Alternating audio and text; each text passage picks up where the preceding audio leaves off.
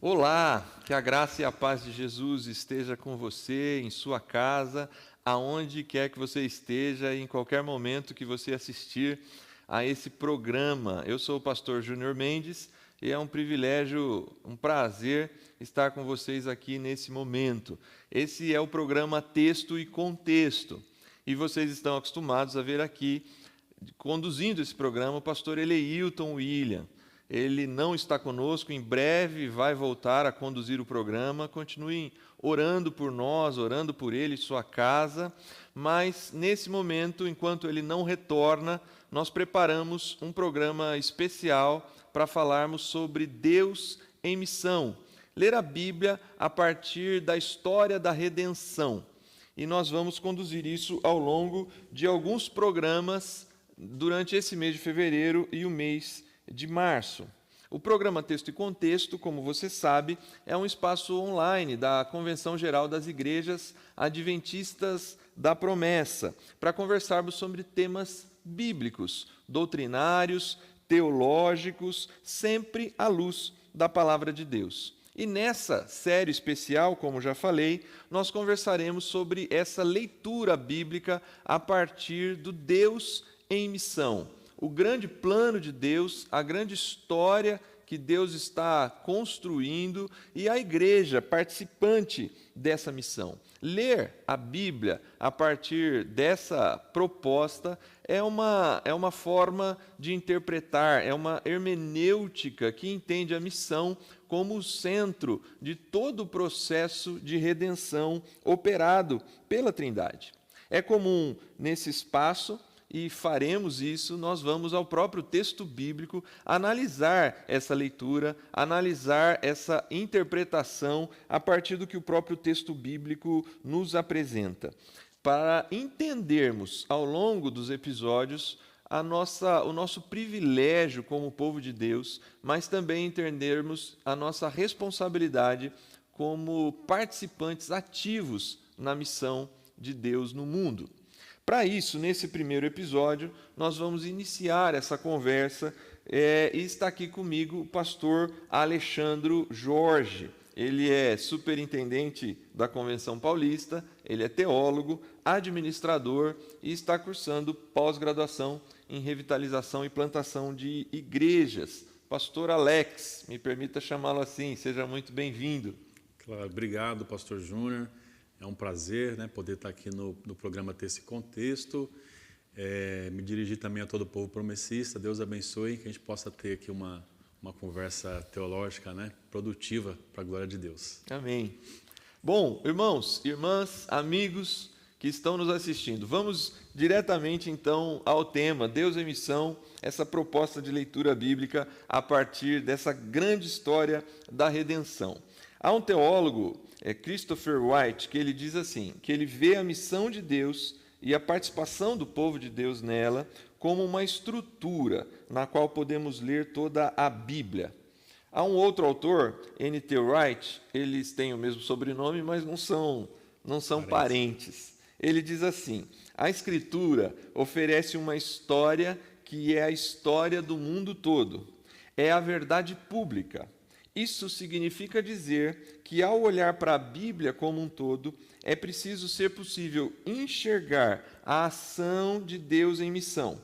Uma história redentiva presente do Gênesis ao Apocalipse, e nem sempre essa leitura foi evidente, e talvez não nos aproximemos do texto com essa perspectiva. Essa leitura é a nossa proposta aqui, pastor Alex, junto com todo mundo que está com a gente assistindo, de entender se a gente realmente pode encontrar em toda a Escritura, como diz esses autores, do Gênesis ao Apocalipse, essa estrutura que dá base, que dá formação para todo o texto sagrado. Como disse os autores aqui, nem sempre essa leitura ela foi feita na igreja, né? Desta forma. Como que a gente chega nesse ponto? Eu acho que antes de entrarmos propriamente, vale a pena historiar, né? Essa leitura bíblica a partir da grande história. Antes dela, como entendíamos o aspecto da missão da igreja, né? Queria que você nos ajudasse nisso, pastor Alex. Sim, pastor Júnior. Eu acho que era muito comum na nossa maneira de compreender a missão, a gente fazer isso a partir dos textos do Novo Testamento, né? Especialmente os textos da Grande Comissão, onde a gente se baseava na proposta do ID, inclusive por algum tempo talvez entendemos, né, o ID como se fosse o imperativo do texto da Grande Comissão. Né? Como se a ordem fosse o ID, né? O ID, quando na verdade a gente sabe que a proposta da palavra, né, do verbo que está lá, ele está no particípio, né? A ideia de enquanto você estiver indo, né? Isso. E o verbo que está no imperativo de fato, né, o que vem na sequência, que é o façam discípulos. Então, se tem uma ordem de Jesus clara lá na Grande Comissão, é o façam discípulos. Mas a gente por muito tempo se baseou nesse texto do Novo Testamento, né? E talvez a gente chama ele do nosso ouro missionário, né? Talvez a nossa grande o nosso grande despertamento para a obra missionária esteve ali, né? Nesse texto do Novo Testamento, e de alguma forma a gente acabava por desconsiderar todo o contexto da Bíblia, né? Do Antigo Testamento. O Antigo Testamento servia como se fosse mais um preâmbulo, né, para a gente poder chegar nessa missão da igreja.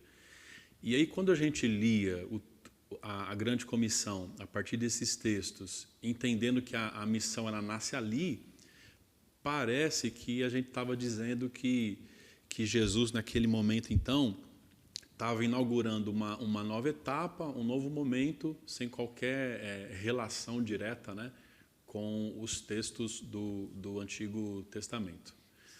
O Michael Gorin, a gente vai falar acho que um pouco dele aqui hoje também, o Michael Gorin, em O Drama das Escrituras, ele diz que o cristianismo ele não defende uma ideia apenas, mas uma história.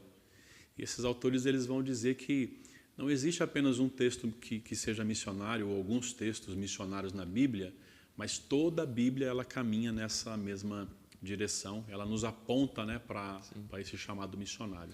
Sim, Jesus, com certeza, ele traz um momento novo, ele traz o vinho novo, né? Ele inaugura uma nova fase e traz uma revelação que a gente considera assim na plenitude dos tempos, né?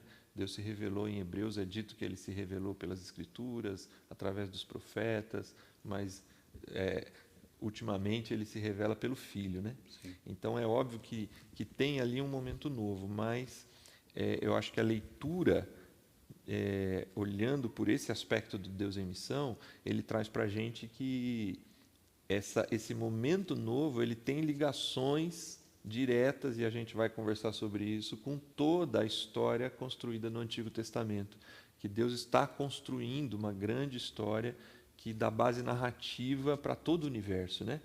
Quando a gente olha para esses textos que nós consideramos missionários, né? A partir ali de Atos 1:8 principalmente, né?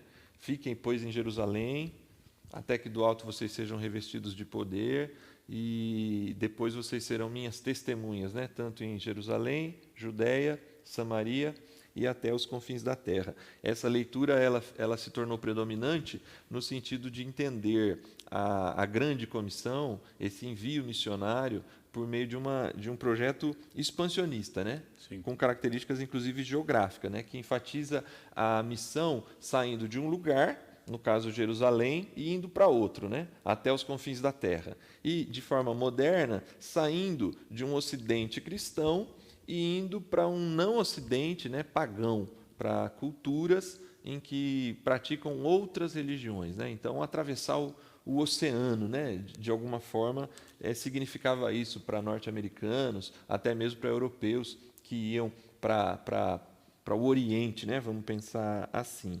E essa só é parte, parece, da leitura em relação a um olhar missionário da Bíblia como um todo, né?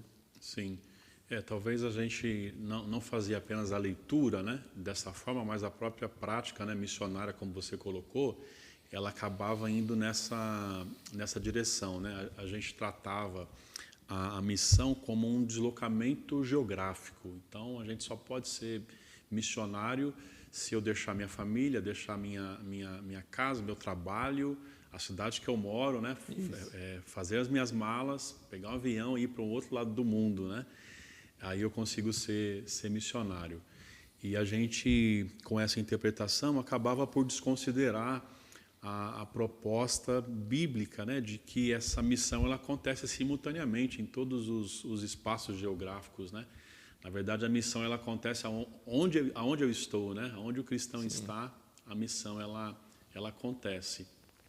E quando a gente começa a ler a Bíblia como se ela fosse uma história e não tendo apenas alguns pontos específicos, né, sobre a missão, a gente começa a entender que a nossa responsabilidade não é apenas se deslocar geograficamente para fazer a missão. Também é, né? Também Sim, com certeza. Mas é ser missionário onde nós estivermos. A gente sempre usou a linguagem até, e eu acho que ela é importante, ela tem um sentido, e eu penso que nesse sentido ela ainda tem uma validade, que a gente é missionário se a gente vai, ou se a gente ora, ou se a gente contribui, né? Mas ao mesmo tempo que isso é muito positivo, porque realmente fazer missão em contextos realmente de outras culturas, outros países, tem um fator complicador, né? Então você contribuir para isso é muito importante, orar por esses missionários é muito importante, e aqueles que se dispõem a ir também tomam uma decisão muito séria na vida, né? Só que por vezes esse mesmo discurso ele às vezes traz para a pessoa essa mentalidade: eu não sou missionário, o máximo que eu posso fazer por missões é orar ou contribuir. Mas essa leitura traz para a gente essa responsabilidade de participar da missão de Deus aonde estamos, né? Sim. Eu não preciso deixar o meu, como o pessoal diz, né, o meu CEP, né, para poder ser missionário. Às vezes eu quero atravessar o mundo, mas eu posso ser missionário do outro lado da rua, né? É isso. Bom, como você mesmo já disse, o Michael Gorin, ele é talvez o principal missiólogo do final agora do século XX, início do século XXI, e ele vai dizer para a gente que a missão ele deve basear não somente em textos isolados das Escrituras, mas sim como a ênfase central das Escrituras. Isto é, quando a missão é devidamente entendida, ela está na essência da mensagem bíblica. É preciso ler o texto como um todo, e aí a beleza da missão ela vai saltar aos olhos, pois aí estamos diante da grande história da redenção que a Bíblia está revelando e contando para a gente de como todas as coisas vão convergir em Cristo Jesus, levando toda a criação, toda a obra criada para debaixo do domínio de Cristo, levando toda a obra criada para dentro desse plano de Deus, como essa grande história que está sendo contada. Para isso, agora a gente vai olhar um pouco mais para o texto bíblico, pastor. Essa defesa teológica dessa interpretação missionária, ela só faz sentido se a gente a encontra no texto sagrado, né? A gente agora citou esses teólogos, mas é importante agora olharmos para o texto e vermos se nós vemos ali o Deus Redentor, que também é o Deus Criador de todas as coisas, né? Se a gente consegue encontrar essa abrangência dessa missão a partir lá do início de todas as coisas também, não somente um chamado para a missão a partir de, por exemplo, Mateus 28 ou Atos 1:8. A gente consegue encontrar, pastor? Sim, conseguimos. Às vezes a gente tenta ler o amor de Deus a partir de Gênesis 3, né? Após a queda, que daqui a pouco a gente também pensa que conversa um pouquinho sobre ela, mas a gente também precisa da capacidade de enxergar esse amor desse Deus Criador também a partir da sua própria criação. Ao criar o mundo e todas as coisas, esse Deus Criador, ele já se apresenta em missão. Desde o primeiro versículo da Bíblia, quando a Bíblia diz que Deus criou os céus e a terra, no princípio Deus criou os céus e a terra, a gente já vê um Deus que se apresenta em missão.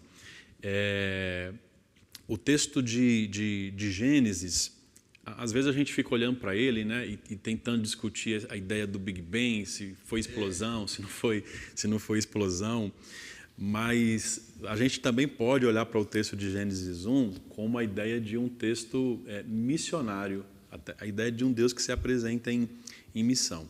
Se a gente lê aqui, com a sua permissão, Júnior, se a gente lê aqui o texto, o versículo 2 diz que a terra era sem forma e vazia, a escuridão cobria as águas profundas e o Espírito de Deus se movia sobre a superfície das águas. Talvez não faça muito, não seja tão significativo para a gente essas expressões quanto eram para os seus primeiros leitores. Imagine o leitor egípcio lendo uma declaração como essa, de que o Espírito de Deus se movia sobre a face das águas. Nos manuscritos mais antigos, a gente vai encontrar a ideia de que o povo egípcio venerava, entre tantos deuses, né, a ideia do Deus das águas, do Deus do mar. E essa declaração apresentada aqui pelo próprio Deus, essa declaração ela confronta essa idolatria do povo egípcio. É Deus dizendo para os seus leitores, inclusive os egípcios, que Ele está acima de todas as coisas, que Ele está acima de todos os deuses, que o Espírito de Deus é o que está de fato sobre as águas. Tem um texto no Salmo número 29, esse texto ele é muito interessante porque ele vai confirmar aqui essa ideia para a gente. Eu queria fazer aqui a leitura dos primeiros versículos do Salmo 29. O texto diz assim: honrem o Senhor, seres celestiais, honrem o Senhor por sua glória e força, honrem o Senhor pela glória do seu nome, adorem o Senhor no esplendor de sua santidade. E aí o 3 fala um negócio muito interessante. A voz do Senhor ecoa sobre o mar, o Deus da glória troveja. Sobre o imenso mar o Senhor fala. Parece que esse texto, onde Davi ele fala sobre o poder da voz de Deus, parece que esse texto ele confirma exatamente Gênesis 1:3, Gênesis 1:2, quando o texto diz que o Espírito do Senhor estava sobre a superfície das águas. E Davi vem agora e Davi confirma que a voz do Senhor ele é mais poderosa do que qualquer outra coisa, ela troveja, ela está reinando absoluta sobre os mares. Então, Gênesis 1 é um texto missionário. Gênesis 1 é um texto que apresenta Deus em missão, Deus se revelando às pessoas. A criação é um ato de revelação de Deus para o ser humano. E se revelando a todos os povos, né? Como você disse, dos egípcios, né? Porque os dias da criação, nesse sentido, com essa leitura da missão, cada dia, de alguma forma, ela vai desconstruindo outros deuses e revelando a Deus como Deus soberano sobre todas as coisas, amoroso, justo e fiel diante da sua criação, né? No quarto dia, disse Deus, no verso 14, né? Haja luminares no firmamento do céu para separar dia e noite, sirvam eles de sinais para marcar estações, dias e anos, e sirvam de luminares no firmamento do céu para iluminar a terra. E assim foi. Deus fez os dois grandes luminares, o maior para governar o dia e o menor para governar a noite. Esse texto também, ele leva Sol e Lua, né? Que nos seus nomes próprios são tratados como divindades em diversas Sim. culturas, como, na verdade, eles estão aqui a serviço de Deus para iluminar o dia e iluminar a noite. Eles têm uma função muito objetiva, eles não têm nenhuma outra função na criação que não seja do ponto de vista funcional mesmo, como um serviço a toda a criação. É Deus quem os chama à existência, é Deus quem dá a eles ordem para aquilo que vai fazer, e eles não têm nenhum domínio sobre a terra ou sobre a ação dos homens, né? Sim. E para os povos primitivos, né, o sol era o principal dos deuses, né? Sim. Era o deus mais adorado, mais venerado. E aí o interessante é que antes que venha o sol, vem a luz, né? No versículo 3, Deus disse, haja luz. E só no dia seguinte é que o Não, o sol está no quarto dia. Exatamente. Haja luz no primeiro dia. E no quarto dia só é que surge o sol como luzeiro, como você acabou de colocar. Então, é isso mesmo. A cada versículo, Deus vai desbancando, né? Cada uma das divindades, dos deuses, né? Criados e pensados e venerados pelas pessoas daquela época. E aí não tem como também não fazer um paralelo desse texto com o próprio texto de Apocalipse, porque a Bíblia fala, a gente citou o mar e citou agora o sol, né? Isso. E a Bíblia fala no Apocalipse também sobre as duas coisas, né? É a ideia mesmo de que Deus está redimindo toda a sua criação. O texto de Apocalipse fala que já não haverá o mar, mas o texto também fala que nós não precisaremos do sol, porque o próprio Jesus Cristo será a nossa luz. Então, é mais uma maneira de Deus ir mostrando para a gente, ao longo de toda a Bíblia, que Ele é um Deus missionário e que tudo que Ele fez dirige a nossa atenção exatamente para Ele. Sim. Para continuar aqui, esse texto inicial, Gênesis 1, 2 e 3, na verdade, eu penso que, por vezes, nós olhamos para ele como histórias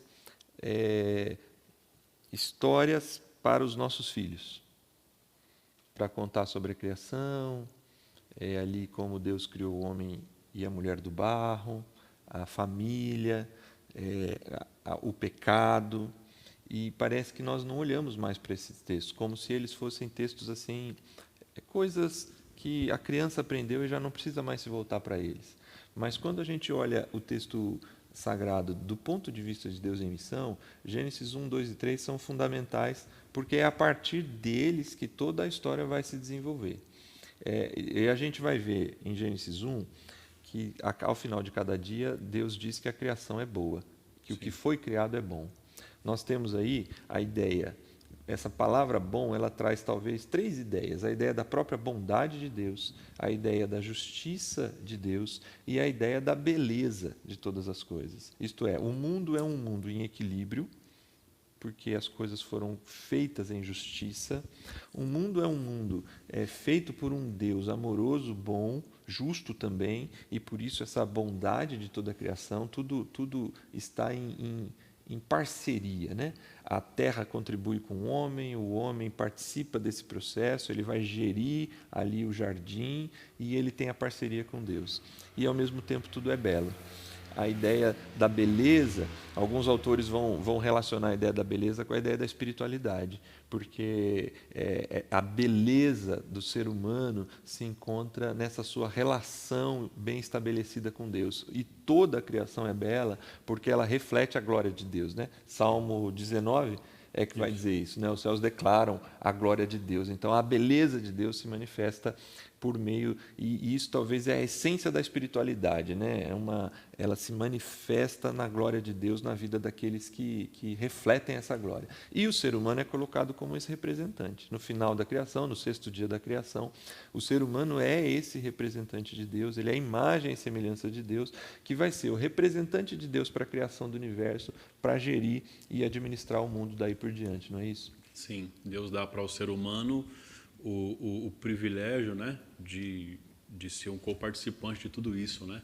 Toda essa beleza que você citou ela é entregue, né, para o ser humano, para que ele cuide de tudo isso. Então, Deus, que está em missão, né, e que está cuidando de todas as coisas, Deus dá o privilégio para o homem também de administrar, de ser um coparticipante, né, das coisas criadas por ele mesmo, né?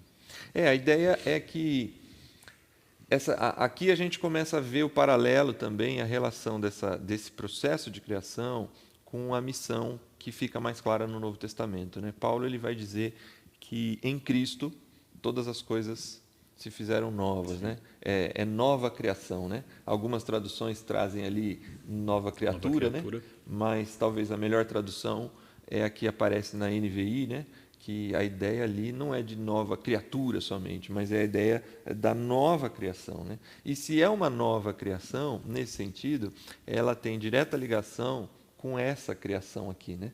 Essa proposta de bondade, justiça e beleza é um mundo que vive numa parceria do bem, um mundo que tem equilíbrio e um mundo que pratica uma espiritualidade que manifesta a glória de Deus, ela vai ser a referência da nova criação, né? Jesus, ele está, nesse sentido, essa nova criação, ela vai restaurar e redimir toda a obra criada que apontava ali em Gênesis 1 e 2 do plano de Deus para a humanidade e para toda a obra criada. Sim, e aí quando você fala usa essa expressão de toda, né, toda a obra criada, é interessante pensar nisso, né, que a redenção, ela não é o plano de Deus para salvar apenas a humanidade, mas a redenção é o plano de Deus para salvar todas as coisas, né, para redimir todas as coisas criadas. A responsabilidade dada para o ser humano lá no início, né, em Gênesis 2, aliás, em Gênesis, finalzinho do capítulo 1 de Gênesis, né, ela mostra para a gente a importância, né, e o valor que Deus dá a todas as coisas criadas. Obviamente, né, aí a gente já entra na queda, mas o ser humano ele bagunça tudo isso. E lá no Novo Testamento a gente vê que é justamente por conta da queda que só em Cristo Jesus que há a possibilidade de que a criação ela seja refeita, né? ela seja renovada, ela seja nova. Apenas em Cristo Jesus.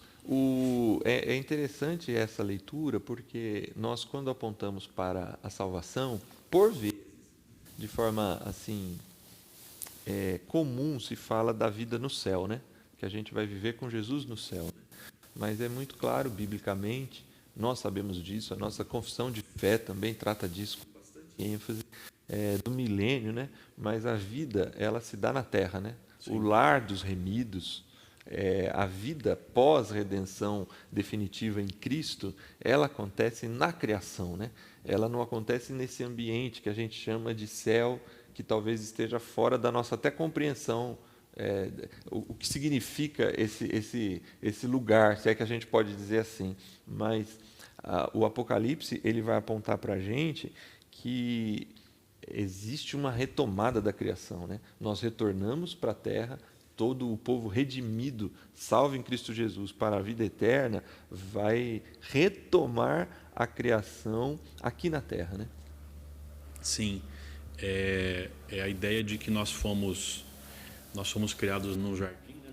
Sim. Nós fomos colocados num jardim, mas por fim a gente vai viver numa cidade, né? Sim. Só que nessa cidade Deus vai colocar o jardim dentro dela.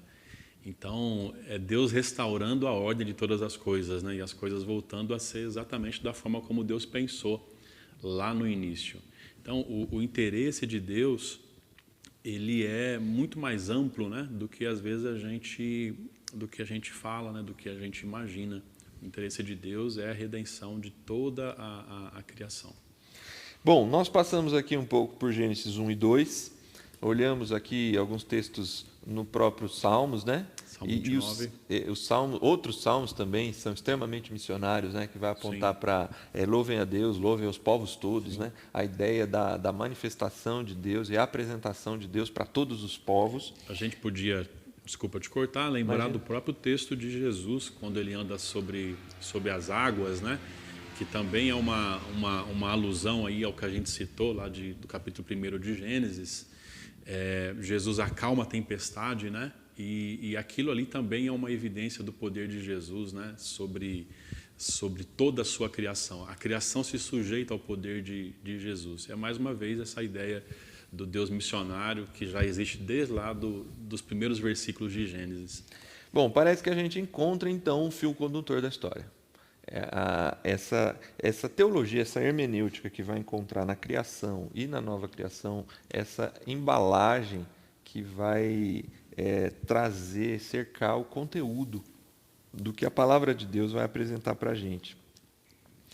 E essa ideia de uma criação e a necessidade da nova criação, que ela é apontada em Gênesis 1 e 2, e depois ela vai encontrar conclusão lá em Apocalipse 20 e 21, todo o resto da Escritura Sagrada, ou melhor, né, toda a Escritura Sagrada, a partir de Gênesis 3 até lá o final do Apocalipse, ela vai construir como Deus, em missão, faz o retorno da criação para a nova criação. E tudo vai partir, então, né, ali em Gênesis 3. Ali há uma deserção, né? Ali há uma renúncia, Sim. Uma rebelião contra a ordem criada daquele que seria o representante. O representante de Deus, que seria o homem, a mulher, diante de toda a criação, ele se afasta da intenção original e é o que a gente chama de queda. A gente até já usou o termo aqui, né? Como que a gente pode compreender esse relato como elo de ligação entre a criação e a nova criação? Ou melhor, como elo de ligação dessa grande história da missão de Deus que, a partir de Gênesis 3, cria essa condição e esse caminho, vai começar a dar os primeiros sinais desse caminho para a redenção de toda a obra criada. Pois bem, em Gênesis 3, então, a gente vê esse relato da independência do ser humano, né, ao seu Criador. É o grito de independência do ser humano, né? É o ser humano dizendo para Deus que entendia que não precisava de Deus, não dependia de Deus dali para frente. E essa bonita relação, né, que você já citou aqui, de beleza, de intimidade com Deus, ela é do Deus que é criador, né? Ela é rompida aqui em Gênesis 3. Mas também é aqui que esse Deus que já está em missão, ele segue o seu trabalho e ele faz uma das declarações que a gente conhece como proto-evangelho, né? Gênesis 3:15, onde Deus ele afirma que da descendência da mulher nasceria um que pisaria a cabeça da serpente. A gente conhece isso como o primeiro evangelho, é a primeira boa notícia. Então, o homem resolve se depender de Deus, mas Deus imediatamente decide entregar uma boa notícia. A iniciativa parte mais uma vez de Deus, né? Não é do homem, mas ela parte mais uma vez de Deus. Em meio à queda, Deus promete um Salvador para a humanidade. Nós olhamos para esse texto sempre também do ponto de vista do justo julgamento de Deus, né? Deus precisa ser justo em relação, já que nós temos um mundo de justiça, beleza e bondade, quando o ser humano se rebela contra essa possibilidade, e isso só existe na parceria de Deus e do homem, né? Ou principalmente do homem para com Deus, porque ele é o representante da criação, né? Ele é quem carrega a imagem e semelhança de Deus. Eu costumo dizer que, além do julgamento, porque ele tem aqui, né? Quando o homem se afasta de Deus por meio do fruto da ciência do bem e do mal, lá, tanto a mulher como o homem, ali Deus precisa, a partir daqui começa o diálogo, né? E Deus precisa aplicar a justiça, a sua reta justiça, porque ele disse que no dia em que assim o homem procedesse, ele certamente morreria. A serpente vai dizer que ele não morre, que ele não morreria, que ele seria como Deus. Sendo que é uma proposta também a gente cai nesse tipo de proposta, mas o ser humano já tinha a imagem e semelhança de Deus, e ele a tem quando ele mantém essa forte relação com Deus. Mas o detalhe é que, para mim, além do juízo de Deus, aqui a gente tem também a própria manifestação do amor de Deus. Seja em Gênesis 3,15, quando ele vai dizer que apresentar essa boa notícia de que o descendente da mulher há de pisar a cabeça da serpente, mas no próprio afastamento do homem da vida eterna, ali por meio da árvore da vida, para mim ali também tem um ato do amor de Deus. É da sua justiça, mas é também do seu amor. Porque não há pior condição para um ser humano do que a vida em degradação e corrupção. A vida, para exemplificar de forma bem prática, eu acho que o exemplo ajuda. Viver doente, viver com uma doença grave, com todo respeito a quem talvez esteja passando um momento como esse na sua história, né?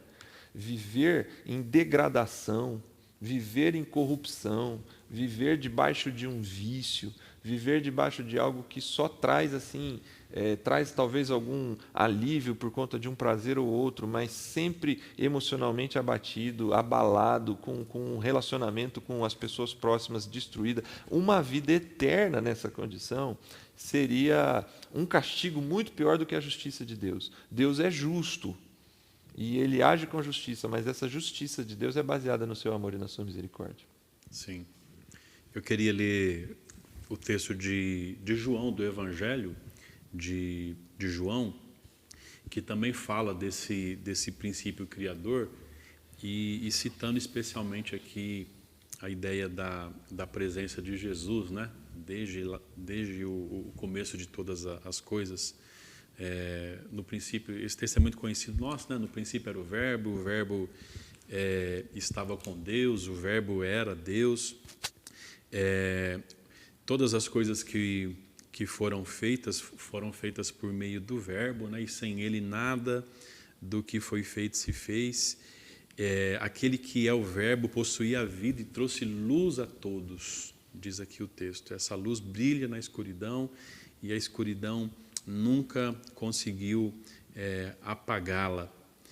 Essa ideia que a gente percebe lá no Gênesis, a ideia da criação, o texto de João diz que Jesus já está lá presente.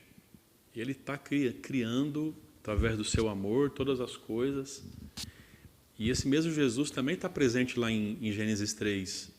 Apocalipse 13:5 diz que ele é o Cordeiro que foi morto desde a fundação do mundo. Sim. Quando Deus dá essa boa notícia, né, para a humanidade, a ação de Deus é justamente matar um cordeiro, cobrir a nudez de Adão e Eva, e esse cordeiro a gente sabe que ele já aponta, né, para Cristo, e ele representa a obra de Cristo também, a obra amorosa de Cristo em favor da humanidade. A gente precisa ler Gênesis 3 com base também em João capítulo 1, porque João capítulo 1 mostra que esse amor que nos amou lá em Gênesis 3, Sim. Esse amor é um amor eterno, ele não surge ali, né? Ele não surge a partir da desobediência. Então a gente está falando de um Deus que é amor, ele não tem, mas ele é amor, e através do seu amor ele criou todas as coisas, ele formou todas as coisas, inclusive nós, seres humanos, mas quando a gente pisou na bola, ele, ainda que tivesse que ser justo, como você colocou, ele não deixou de manifestar o seu amor também no meio da justiça. Isso. E aí, eu acho que para quem está conosco, é importante, do ponto de vista dessa leitura missionária do texto, e pensando na redenção de todas as coisas, que com certeza falaremos disso em outros programas, é importante notar a amplitude da queda, né? Como a queda foi ampla, para entendermos também a amplitude da redenção, né? Nós temos aqui, no mínimo, eu acho que já foi até dito isso em outros programas, mas vale sempre ressaltar e relembrar, né? Nós temos, no mínimo, aqui 4 dimensões que a queda afetou seriamente a humanidade, né? A primeira delas é quando o verso 8 Ouvindo o homem, verso 8 do capítulo 3. Ouvindo o homem e sua mulher os passos do Senhor Deus que andava pelo jardim, quando soprava a brisa do dia, esconderam-se da presença do Senhor entre as árvores do jardim. Mas o Senhor Deus chamou o homem perguntando: Onde está você? E ele respondeu: Ouvi teus passos no jardim e fiquei com medo. É a primeira vez que o ser humano vai manifestar um sentimento de desconforto interno, porque num mundo de bondade, beleza e justiça, quando você se sente plenamente seguro, você não tem medo. Um filho dentro de casa que está na segurança do conforto dos pais, numa casa em que há equilíbrio entre pai e mãe e que tudo está funcionando normalmente, esse filho ele se sente seguro. Era o sentimento de Adão na obra criada. Ele é o representante de Deus e ele se relaciona com Deus todos os dias. Só que desta vez, quando ele decidiu pelo afastamento, ele tem o sentimento interno do medo. Então, a queda ela vai afetar diretamente o emocional do ser humano, né? Nossas crises emocionais, de alguma forma, são fruto desse descompasso com o Criador de todas as coisas. E aí vão aparecer outras dimensões, né? O próprio texto vai apresentar aqui a primeira vez em que talvez exista a fuga de uma responsabilidade jogando para o outro, né? Que o homem vai dizer, mas foi a mulher que tu me deste que fez com que eu comesse do fruto. Nesse momento, há uma ruptura relacional. Há poucos versos atrás, ele diz assim, esta é osso dos meus ossos e carne da minha carne, né? Portanto, eu sou varão e ela vai ser chamada varoa. No hebraico fica mais claro ainda isso, né? Porque é Ishi e Ishá, né? A ideia de eles são assim, realmente eles são uma só carne. E aqui Adão, ele isenta, ela não é mais parte dele, né? Ela é responsabilidade de Deus, né? A mulher que o Senhor me deu, não é mais carne da minha carne e osso dos meus ossos. Então aqui a gente vê que a queda vai afetar seriamente a inter-relação humana.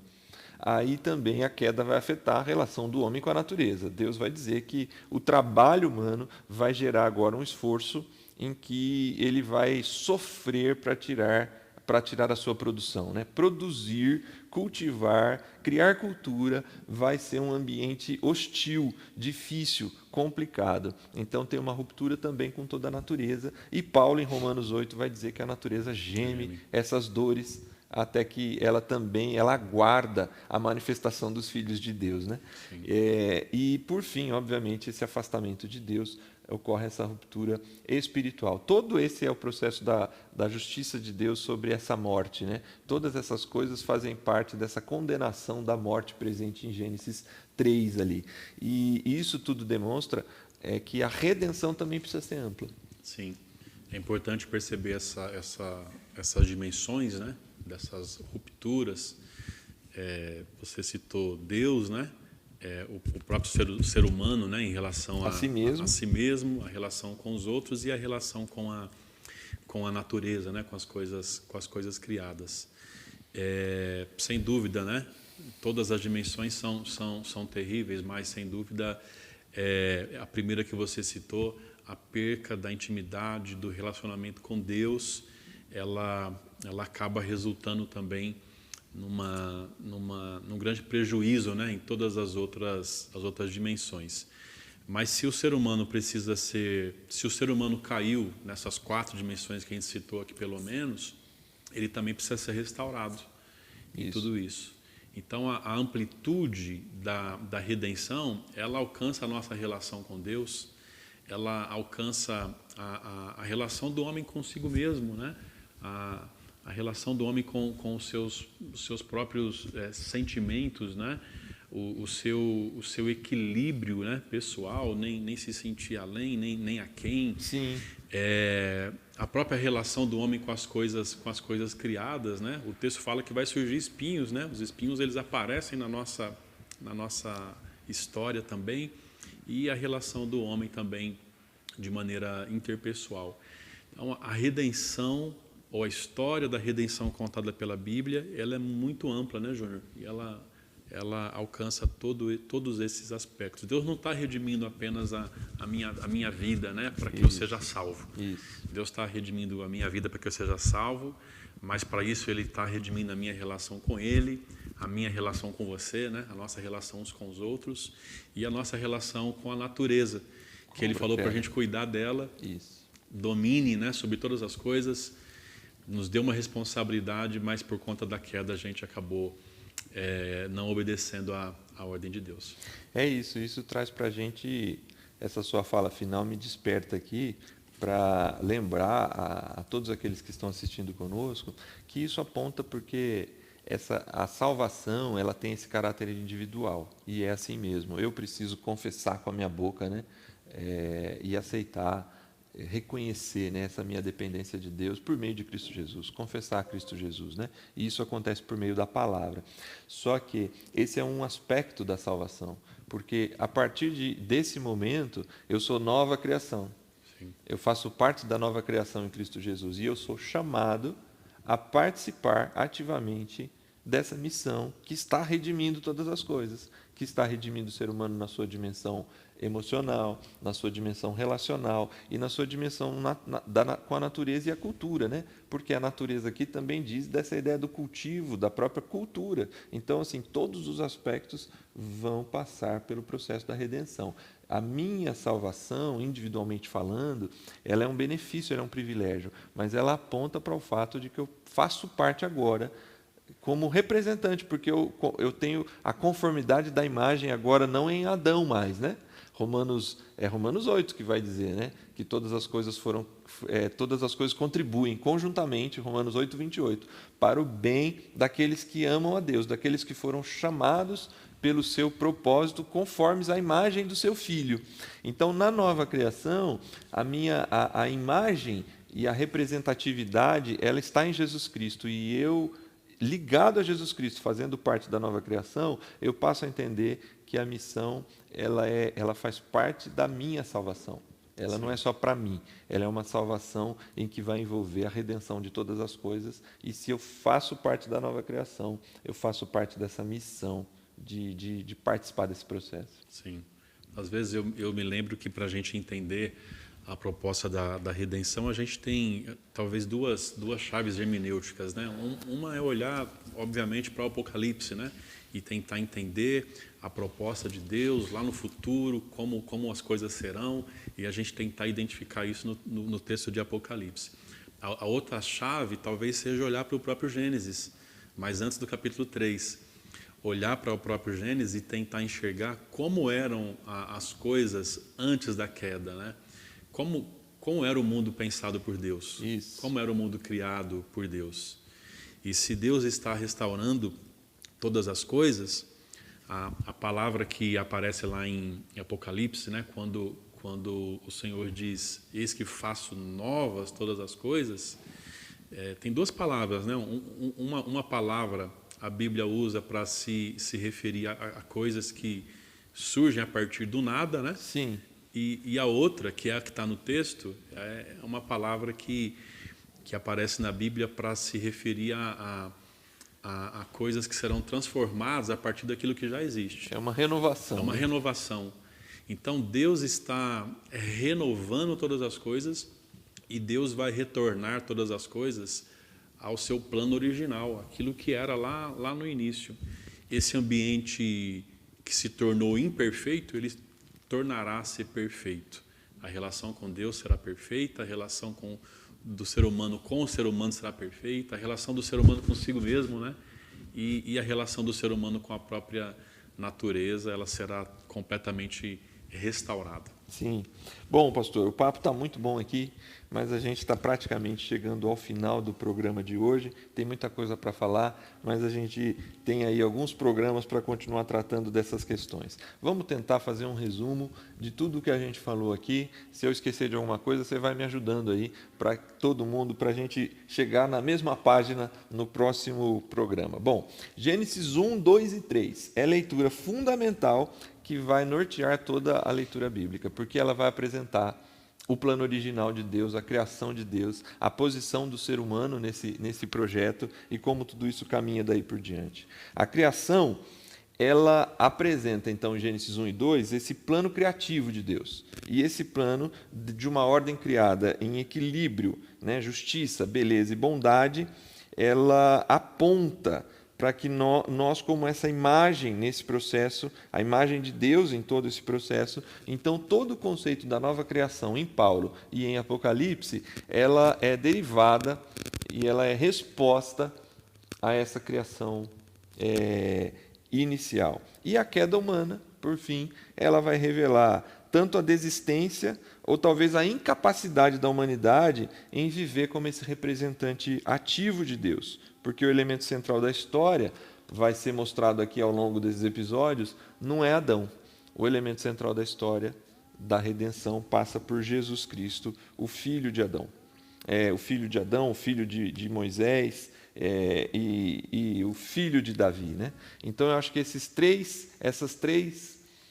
três questões, em resumo aqui, sobre Gênesis 1, 2 e 3, a importância desse texto, a leitura da criação em comparação com a nova criação, tanto em Paulo quanto em Apocalipse, e a percepção de que na queda nós temos uma falha daquele que seria o representante da humanidade e que aponta para quem será o filho de Eva, que é o representante final, justo e fiel da humanidade, que é Jesus.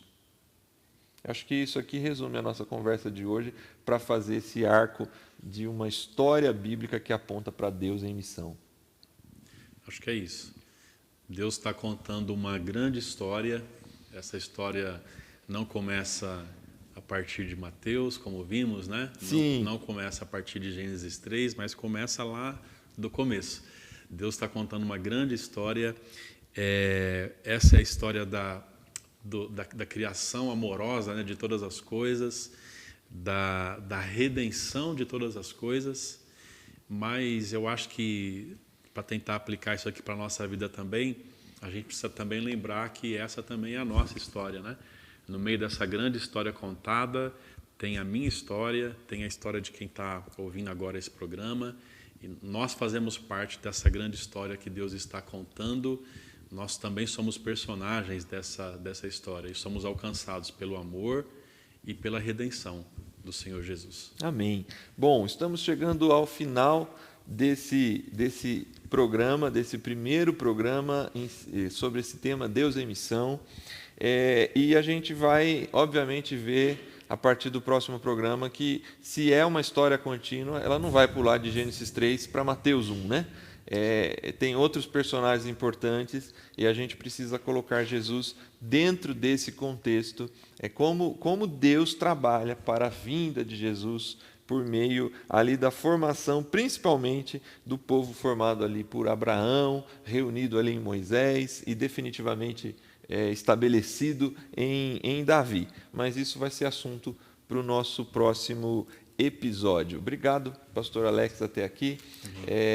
Agradeço desde já que você vai estar conosco também no próximo episódio para a gente continuar essa conversa. E eu peço agora, ao final, principalmente em cima dessa sua fala de que nós fazemos parte dessa história, de alguma forma Deus nos chamou para participar dessa história, para que você orasse por todos nós, por todos os irmãos que estão conosco ao final desse programa. Amém. Vamos orar. Senhor, eu te agradeço porque a gente aprende pela Tua Palavra que o Senhor é um Deus que está em missão e na sua missão o Senhor resolveu criar todas as coisas de maneira amorosa e criativa, inclusive a nós, e nos colocou como representantes, meu Deus, das coisas criadas. Infelizmente nós caímos, mas o mesmo amor baseado em sua justiça nos reergueu, Senhor, através daquilo que Cristo Jesus fez na cruz por nós. A gente te agradece porque o Senhor está contando essa grande história, a história de um Deus que está em missão, e nós fazemos sim parte dessa história. Nós fomos colocados nessa história quando entendemos o sacrifício de Jesus por nós na cruz. Eu te agradeço e que a gente possa perceber, que as pessoas que agora estão participando deste momento, nesse programa, possam perceber o teu grande amor e o teu interesse em restaurar todas as coisas. O Senhor está trabalhando agora a fim de restaurar todas as coisas, a fim de que elas voltem a ser exatamente da forma como o Senhor sempre quis e sempre desejou para cada um de nós. Que percebamos o seu trabalho, que sintamos o seu amor e que sejamos os seus parceiros nesta grande missão. É a nossa oração no nome de Jesus. Amém. Obrigado, pastor Alex. Amém. Obrigado a todos vocês que estão conosco até aqui. Foi muito bom participarmos juntos e esperamos você no próximo programa. Compartilhe com amigos para participarmos juntos do próximo programa desta série. Que Deus abençoe a sua vida. Até a próxima segunda-feira.